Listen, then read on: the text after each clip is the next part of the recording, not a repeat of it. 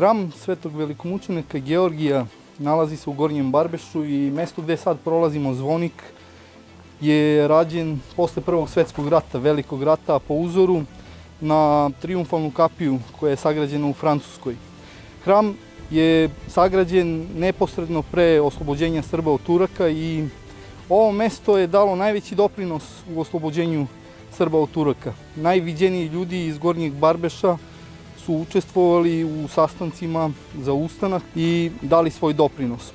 Ovaj hram je sagrađen i posvećen svetom velikomučeniku Georgiju iz jedne velike ljubavi, ali iz ljubavi ne samo prema slobodi, nego i prema Gospodu Bogu.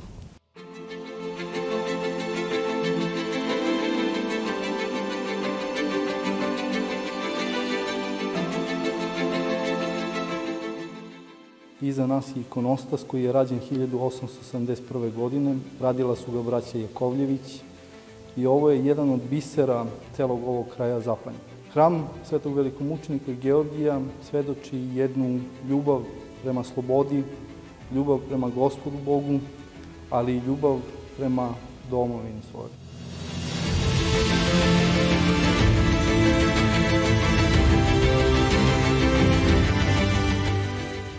Srpska pravoslavna crkva i svoja crkva u ovom mestu uvek je bila u svoj narod. Uvek je krvarila i dala najveće žrtve. Tako i u Prvom svetskom ratu bilo, tako je bilo i u Drugom svetskom ratu. I ovde imamo čak i sveštenike koji su mučenički postradali za ovaj kraj.